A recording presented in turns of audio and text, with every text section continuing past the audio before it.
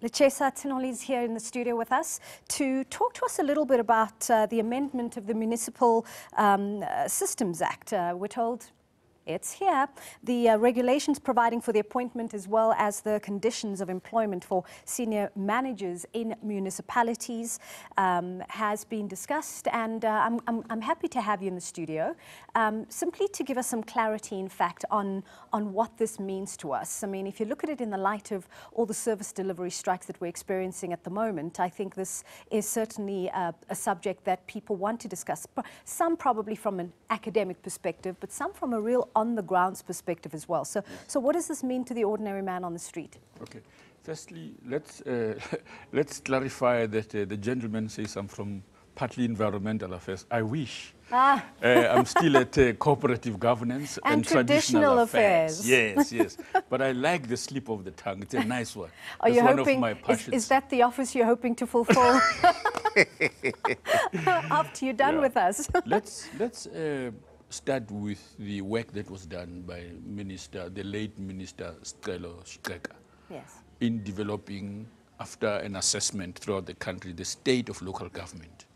And one of the areas that he found problematic was in the instability of the management, in other words, in the administration.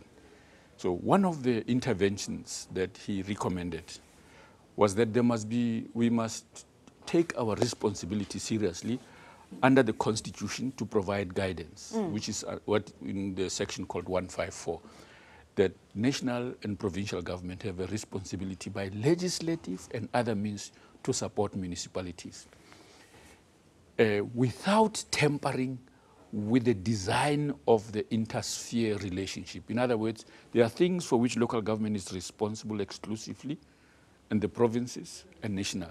Yeah. So we must not interfere with that, but do those things that require us to provide support to municipalities. Right. So this is one of those actions. Right. It's part of the turnaround strategy. It is part of saying we must, in the regulatory environment, yes, the laws that guides how people work, we saw gaps. These regulations close that gap. We hope, at least, that in their implementation, yes, they will close the gap, they will bring stability, they will provide, especially weaker, smaller municipalities, with a template to have a guiding framework within which to deal, especially with senior managers. But sir, hadn't there been previous attempts to bring training and learning into these environments over the years to ensure that there is better capacity, implementation, and therefore service delivery? The system does not only respond to training. If the law or the regulatory environment is itself problematic, then the training does not produce the result you'd like to have, because then people take decisions that are not informed. For example, there has also been confusion about the responsibility of councils on these matters. These regulations clarify what the responsibility of council is in this regard. What are the responsibilities they have?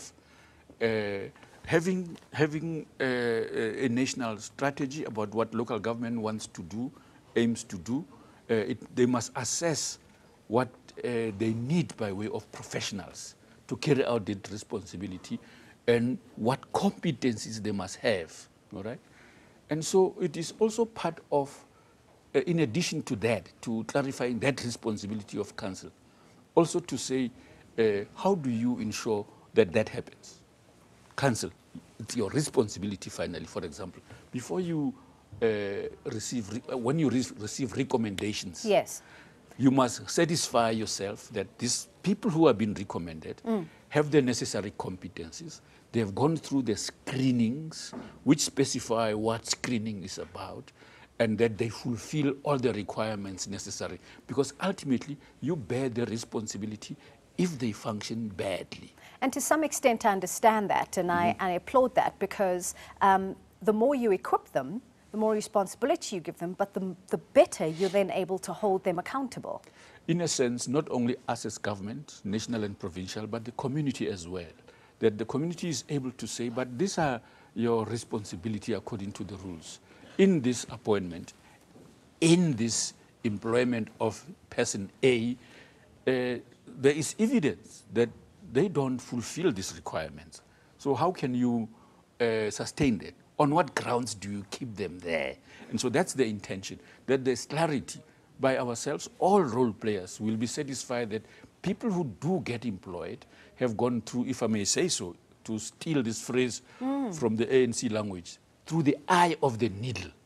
So they have been sufficiently, appropriately screened that they qualify to be employed at a senior level in a municipality, and therefore we expect they will be able to fulfill their responsibilities. But this calls for the eradication of nepotism and corruption and chomi, as we call it in South Africa, and that's going to take a new level of vigilance on the part of the municipalities as well as other structures. This should be going without saying, Jerry, because what we are doing is, and this has always been the position, that the people who do the work must be people who are qualified to do the work.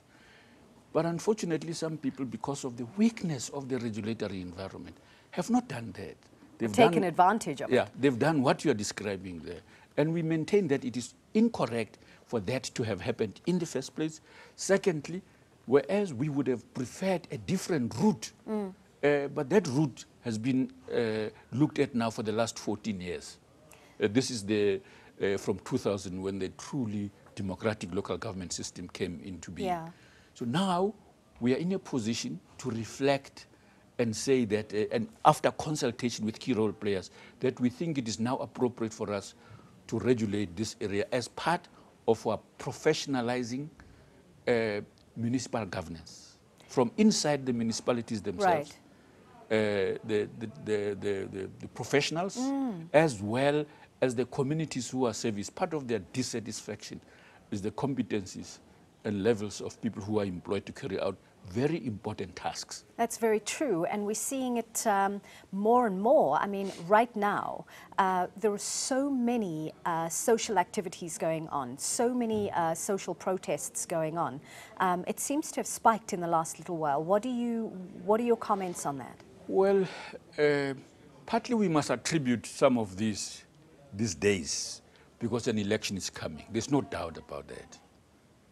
This is also because, as we say, although we've made significant progress, there are still areas where we have not successfully dealt with these issues in some of the areas and so on.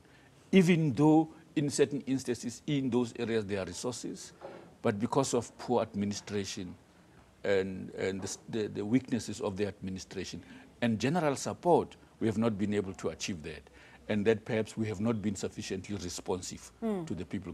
So that in itself is an indication of the challenges that we acknowledge we still have, despite the progress we have made so far to expand services. And that's a challenge that every growing democracy has, because with democracy comes education. And with education comes people understanding precisely what their rights are and understanding what they want and they need within their environments. And we need to begin to respond to those better. So that is ideally what all of this is about. Is it already in action? I mean, are we aggressively working towards changing the system? Well, this is like I'm saying, the regulations were published on the 19th. In other words, they will now be implemented. There's a series of other related strategies that are being implemented that are linked to this. Let me just flip back to what you said about the necessity for education and training. In the requirements that the council needs to practice, is these people who are being employed, what have they indicated are areas in which they would like to be trained in? What are their developmental goals? So that council proactively monitors implementation of those training requirements. In other words, higher education's call for every workplace to be a training place must be fulfilled. So the regulations express that responsibility must be exercised. That in addition to employing competent people, but often such people also indicate areas in which they would like to be trained as they work, and therefore council must ensure that plans are designed and are implemented. As we speak, this is what is supposed to be happening, but it's not happening as we would love it to happen. That's part of the correction intervention we will be having, for example, that each municipality must produce a skills plan. They must then design a plan for its implementation, and they get money back from the sitters to do that. In other words, and that's what we will insist must happen. Many councils are not doing that. So you're implementing a plan a few months before election, as though you will be leading the country in a few months' time. Jerry, the term of office is 5 years. It's not 4 years, 9 months. It's not 4 years, 9 months. It's 5 years. Every month, every day, we have to carry out our responsibility until the last day when we carry our jacket and go home. We must do that. So election or no election, work of government must proceed. It's very crucial that people must remember because that. Government is not parties. Government serves the people, will no matter who sits there. Absolutely. So those officials are not going to rest because there's an election. They must still be appointed appropriately. Councils must still screen those who are employed appropriately now, election or no election. It's a very important thing we must remember. We must not say, oh, they are doing it because it's an election. If that is the reason, then we are fulfilling the undertakings as the ANC, for example. We undertook to do certain things. We didn't say we will stop just before the elections for fear of being accused of doing it for elections. We undertook to do it, come rain or sunshine. It has to be done. It's important for governance that these plans are put into action, that we create a difference to the quality of local government and its ability to impact on effective service delivery. That's the one way we think it will mean. We must change local government in a way that improves how it is designed legally, and the regulatory environment must produce the results that people themselves would like to see. Well, I think there's no doubt that we have seen better delivery over the last little bit. But of course, as we all agree, it's simply not enough. Yes. Our population is growing, our infrastructure is poor, Yes. has been since before our democracy. Yes. And in order to improve this, a lot of work will need to be done. In the studio with us from the Ministry of Cooperative Governments and not Environmental Affairs, Traditional Affairs. Yes. Lechesa Tsenoli, Minister, thank you so much for joining us in the studio. It's great having you here. I'm really truly happy about this. I do know that it's a game changer for us at a provincial, a regional, municipal level. So thank you so much for coming in and joining us. Thank you very much. And we are pleased that we are not interfering with the architecture of governance. We will not touch bargaining council-related issues. We will not touch the authority of councils. I appreciate that. Thank you very much. Thank you very much. Thanks for coming in.